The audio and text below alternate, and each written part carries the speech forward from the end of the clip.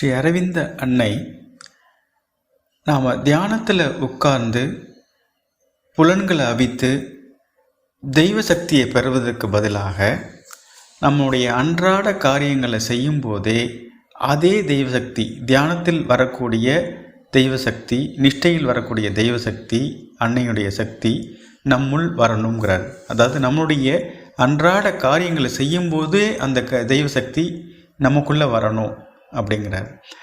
அப்போது குறையுள்ள புலன்கள் இருள் அடைந்தவைங்கிறதுனால அதை குறையுள்ளதுன்னு சொன்னால் லிமிட்டேஷன்ஸ் இருக்குது நம்முடைய புலன்களுக்கு. அதுக்கு ஒரு இதுக்கு மேலே அதுக்கு என்னங்கிறது தெரியாது. அதனால் என்னென்னா அதை அபித்து நிஷ்டையை நாடுறோம்.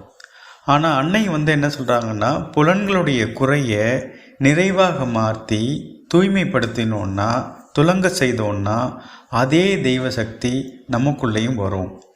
அப்போ அது அன்றாட வாழ்க்கையில் எப்படி செய்கிறது அப்படின்னா, நம்ம வீடு பெருக்கிறோம், அது ஒரு வேலை. இல்லை ஒரு படத்தை சுவற்றில் ஆணி அடித்து மாட்டணும் அப்படின்னா அது ஒரு வேலை. இந்த மாதிரி வேலைகளுக்கும் தியானத்துக்கும் சம்மந்தம் இல்லை. நாம் எப்படி இதை இப்படி செய்கிறோம் அப்படின்னு பார்த்தோன்னா, இது ஒரு கடமையாக செய்யணும், இது செஞ்சாகணுங்கிறதுக்காக செய்கிறோம்.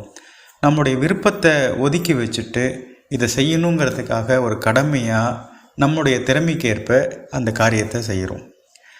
தியானத்தில் புலன்களை அவிக்கிற மாதிரி வேலை செய்யும்போது புலன்கள் வெறுப்பால் குறுக்கிடுறத விளக்குறோம்.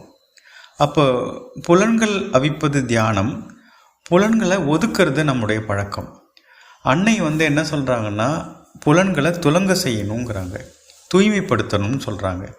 அப்போ புலன்களை எப்படி தூய்மைப்படுத்துறது அப்படிங்கிறதுக்கு அன்னை விளக்கம் அளிக்கிறாங்க.